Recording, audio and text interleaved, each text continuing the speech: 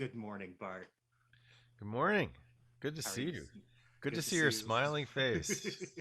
Good to see you as well. I can't wait to actually see people in person. So, how's the pandemic treated you so far?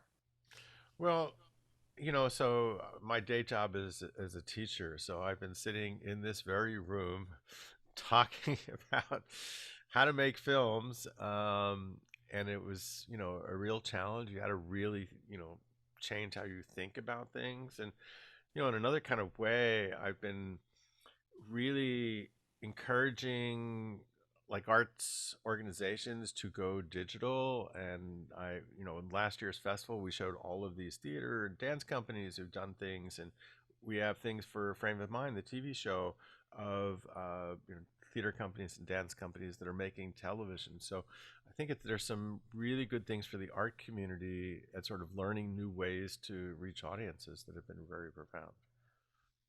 Now, you have the Dallas Video Fest that's coming up. 34 years. Yes. How did the festival get started? So, story of the festival is, I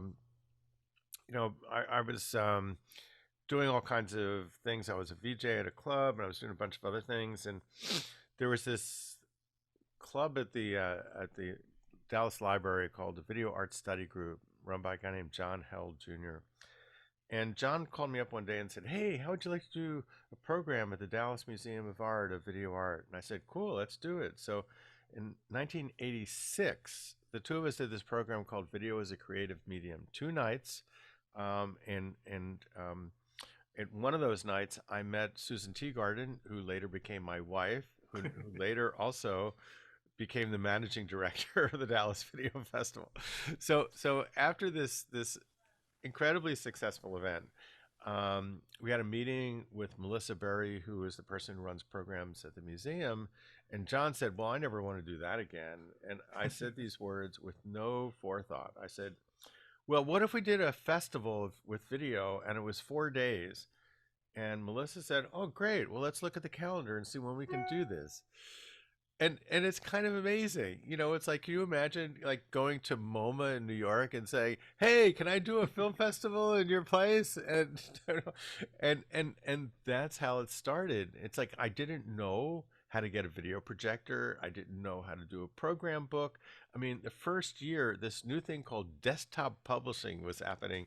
And we thought, hey, that would be a fun thing to do instead of doing it the old fashioned way. And we were up like 2 days straight figuring out how to get this thing that it got out itself was a total miracle. So like everything we did, we had to learn on our own and figure out how to do. Now, the festival is coming. Can you tell us a little bit about um, what's new this year? Well, so what's new this year is it's the last one. I know. I'm so heartbroken to hear it That's because it's been such an institution here in Dallas. Oh, thank you, thank you. So we have a lot of really great local programs, and what's the most amazingly new and different thing for our festival is we actually have parties. The thing for most festivals, there are a lot of parties, and indeed, going to a festival, you want to meet other filmmakers. But my problem has been our festival is about the filmmakers and the films, and I want you to see the films, and I want you to see them, and I don't want to have like a party against the film because then you have to make a choice. Do I see the film or go to the party? And so generally our films are done at 11 o'clock at night, and who wants to go to a party at 11 o'clock at night? You're tired and exhausted. So we've really not focused on that, but I felt this year to celebrate the filmmakers, our community, and it really is more, I think, than other things. There's a community of people that come to the festival and the community of people who have made it over the years. And, the board members and volunteers and technology people and just so many people who've worked to, it's been kind of amazing. So to sort of have parties to celebrate them and for people to get together, it's like people only see each other once a year at our festival. It's like, and I want them to sort of feel special. So yes, we've added some I think very nice parties, and we've got some just incredible films, from all over the world that sort of deal with a lot of the political issues, the social issues, the pop cultural issues, the way people deal with media, all of the things that are the core principles about what makes a video fest will be clearly here this year. Now, can you tell everybody what the dates are of the festival? Oh, sure. So the festival starts with this incredible program on Wednesday, the 29th of September at the Texas Theater. And so we're showing this film called Man with a Movie Camera, which we showed 9 years ago and with an original score. But John Waldmeyer, who made that score, has passed away. And a lot of people in our film community have passed away. So after that film, we are having this memorial service for people in our community who have passed away. And that's just really kind of a special and touching thing. And that's going to be very cool. Then we go to the Angelica, where we'll be from Thursday night at 7 until Sunday night. And Sunday night, we have this special closing blowout, end the whole thing party, where we're showing this film at a drive-in called Fanny, which is about this early women's band who is legendary. And if you've never heard of them, you really need to see this movie. There would be no Go-Go's without Fanny. We have, as our festival, been sort of following technology since the very beginning, high definition, virtual reality, interactive media. So this year, we're doing this in a kind of strange way. In the program book, there is a list of people who are doing documentary TikToks who we think you should follow.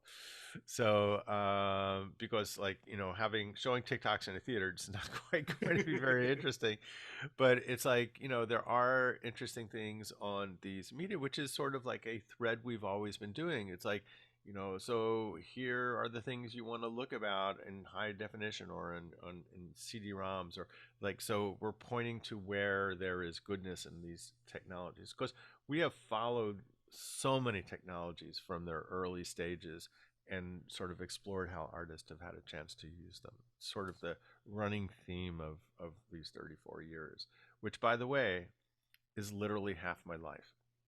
Wow. Now, what has surprised you the most in the 35 years of doing this festival? Well, I guess the thing that surprised me the most is how many people will pick up the phone and say yes. When I ask them, it's like, I need a video projector. I need 4 monitors to stand vertically to do an installation. Oh, okay, we can do that for you. Or I need help to put together a program book. Can you design that for me? And, it's amazing. And if you look over the years, the elements that we produce as a festival, it's like I obsess over them, and people have done some great things. The festival bumpers, you go to festivals and you see bumpers. We've had David Lowery did one for us. Christian Vasquez is eagerly awaiting what he's working on for this year. We've had one year DNA Productions, who did Jimmy Neutron. They did this incredible piece that was a mix of King Kong and Big Tex. It's called King Tex. So Big Tex like escapes Fair Park and is terrorizing the city and jumps up on a tall building, and Apache helicopters shoot him down, and it's just really amazing what people have done. And in our posters and our graphics, and it's not just like an image to signify that this thing is coming, but in so many of them, they express the values of who we are. Like there was one many years ago that just had this green triangle that looked like a VHS play button, and it said, "We push buttons." And it just like that, like, yes, that's what we do. And to have like a visual representation of that is kind of an amazing thing. So it's like the ethos goes beyond the media that we're doing to all the sort of elements in the way that we do our work, how we do our business. We, in the early days, started using computers, and we had, I believe, the first website of any film festival. So we try to, we believe in technology, and we do it ourselves and how we did our work as we sort of carried through. Now, speaking of technology, which piece of technology has surprised you the most? There are two sort of major things. One was the year that Sony came out with the Sony VX1000 and the mini DV format, and Apple came out with Final Cut Pro, and then you could have this cable that could take this material from the camera, which was digital, bring it into the computer and edit it, which basically meant for relatively small amount of money, anybody could have professional quality video.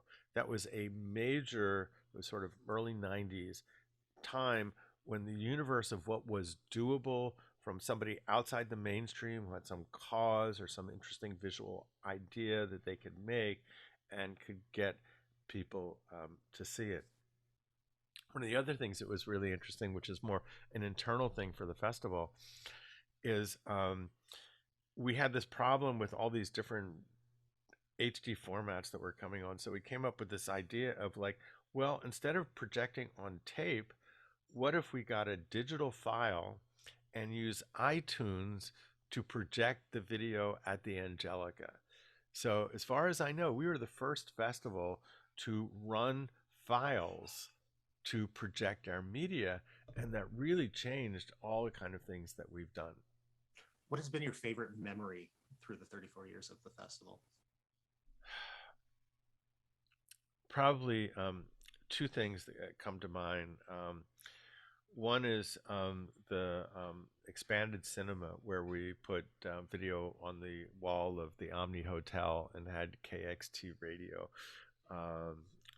play the soundtrack, which was one of those accomplishments that you just, you think it and you think like, how could that possibly happen? And it did. And it was just amazing. And then the other one was the Metropolis event, where we had this, great silent movie, original score, the Dallas Chamber Symphony performing, and live dance. And that just was just one of those things that's like, yes, we actually did that. It was amazing.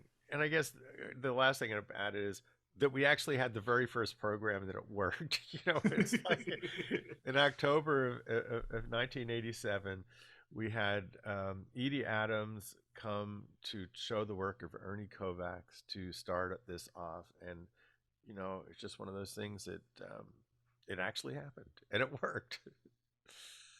Yes, sir. And 34 years is nothing to shake a stick at.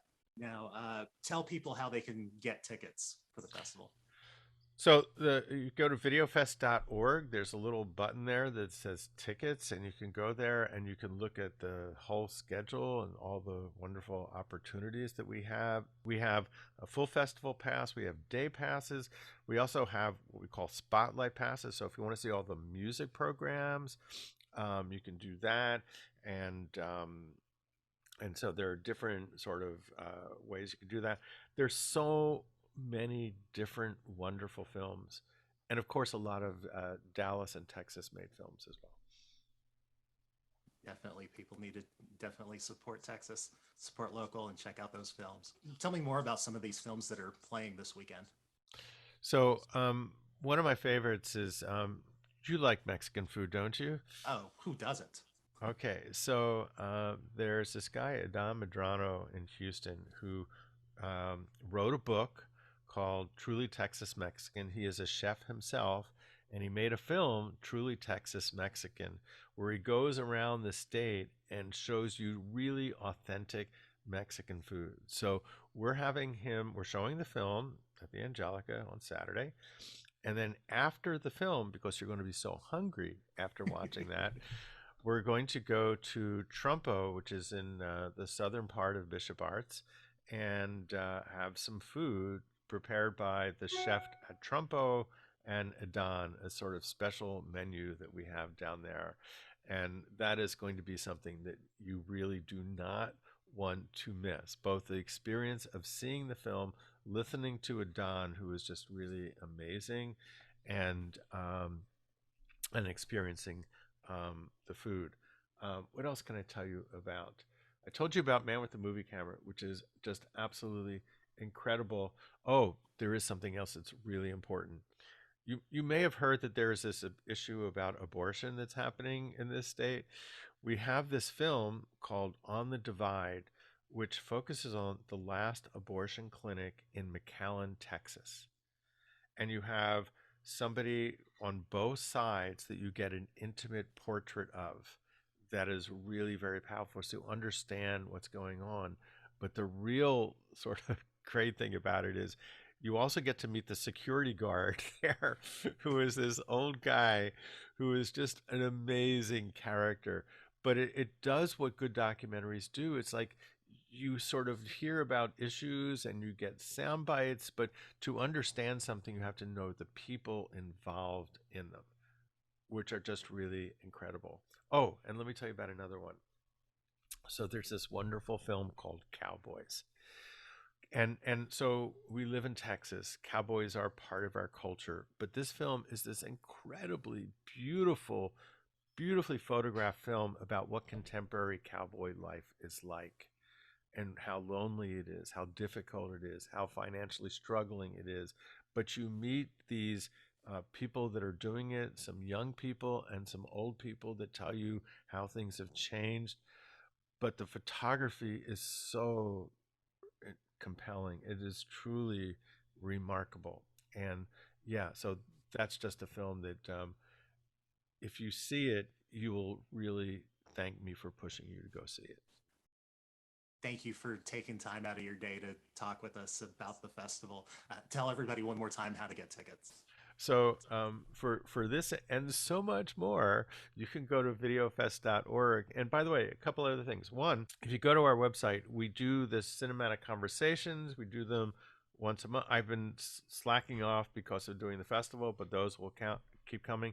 We also have a newsletter, which is mildly entertaining about what is going on during the week, and sort of, and you can sign up for there. But one other thing that I should mention: if you look at the website and you say, like, I don't know, there's all these things, what should I go see? There's the little thing that says Ask Bart. You click on that and it'll create an email to me and saying, these are the days when I'm going, what should I come and see? And I will make a custom schedule for you.